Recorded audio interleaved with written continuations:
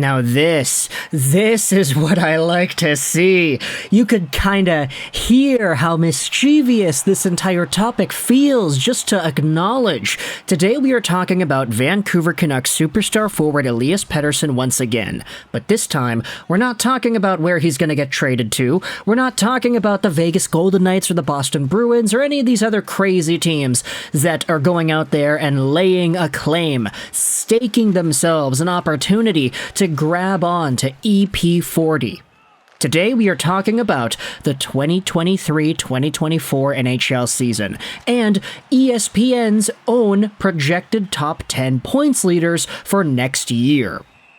Now, you kind of realize where this is coming from, right? A whole bunch of news outlets every single year. ESPN, I think Sportsnet does one too. There's always something in the Hockey News magazine as well. Not to mention the NHL's fantasy projected points leaders and Yahoo Sports whenever they do their fantasy drafts. There are always predicted point scorers for the upcoming season. This is not new. But what I wanted to do in this video was talk about the ESPN projected top 10 points leaders for next year. Starting out with number 10.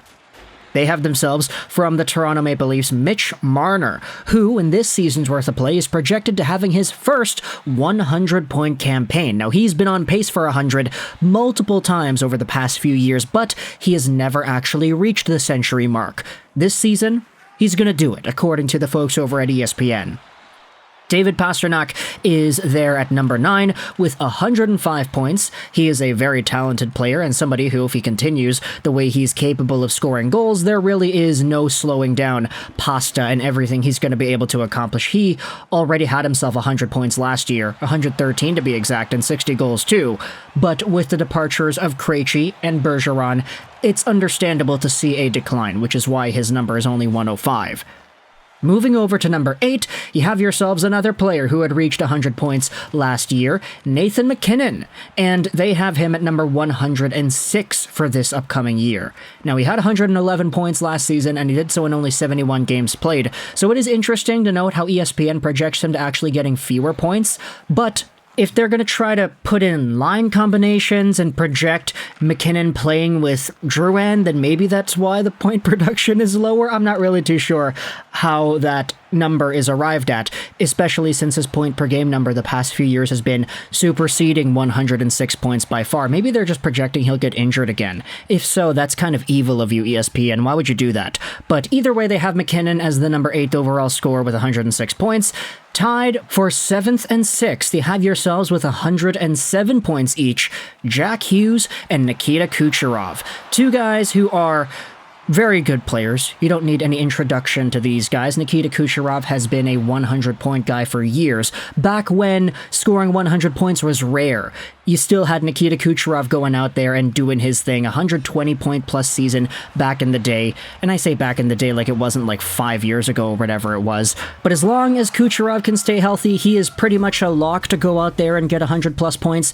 Jack Hughes, also in that realm, he has improved tremendously over the past few years. And as the number 1 guy in New Jersey, playing with guys like Timo Meier, etc., he's gonna break past his career high of 99 points, no question, as long as he gets the games played. You then have yourselves the top 5 players. At 5th overall, you have Jason Robertson of the Dallas Stars. 108-point projection here by the ESPN folks, and that should not be too surprising considering how good Robertson has grown over the past few years. He had 109 points last season, so to project him at getting 108, 1 fewer point than last year, you could say it's kind of a slap in the face. I don't know, he's 24 years old, he's got a lot of room to go out there and grow, but it's going to depend on how the rest of his line goes as well, because he was on one of the best lines in the NHL the past season. Either way, though, he is on this list at number 5. At number 4, you have Matthew Tkachuk, Florida Panthers guy, multi-time 100-point scorer, back-to-back 100-point years on Calgary and Florida.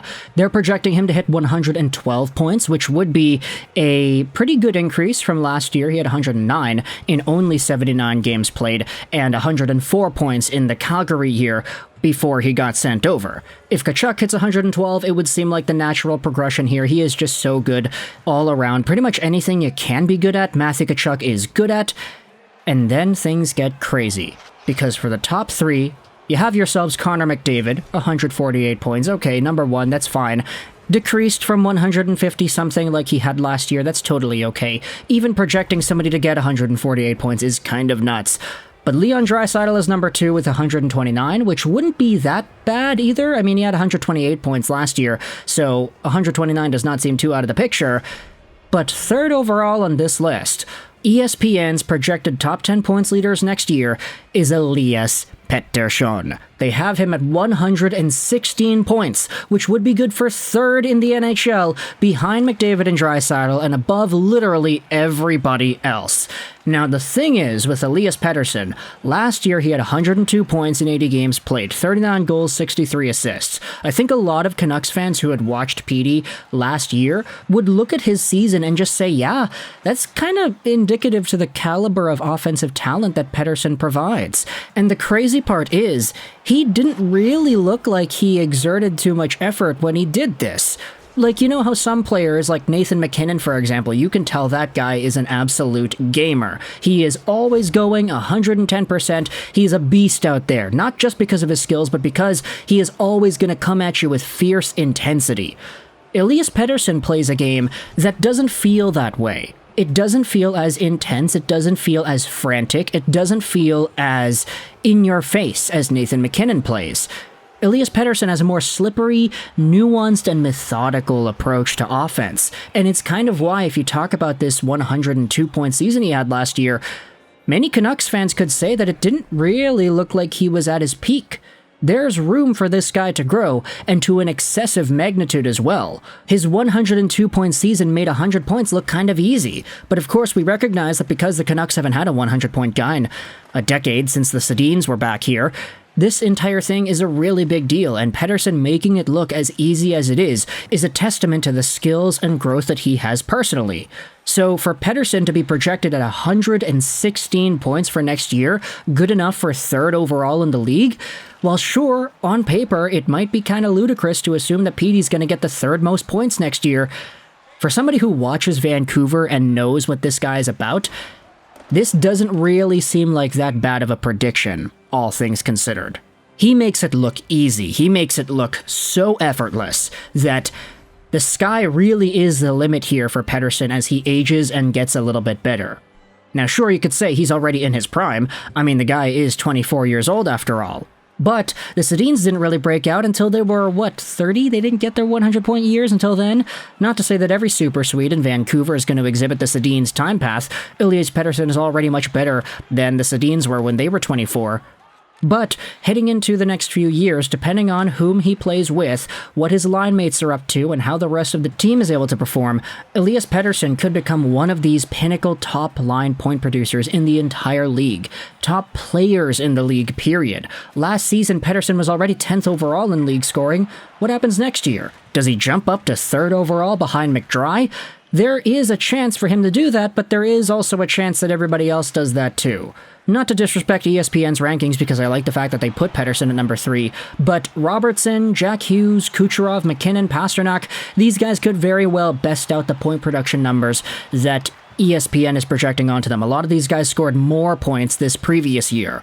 So, depending on how the NHL's season goes, how often we see goals, how many points guys are able to get, and how frequently you'll see these points get on the board, this list could be way different by the time the NHL season is over. This could be way accurate, this could be way inaccurate. It really depends on how the league and its environment shapes up. But for now, let me know your thoughts in the comment section below. How do you feel about Elias Pettersson being projected to being the 3rd most productive player in the league next year behind McDavid and Draisaitl? Does he get a 116-point year? He already said he wants to best his 102-point production from last year.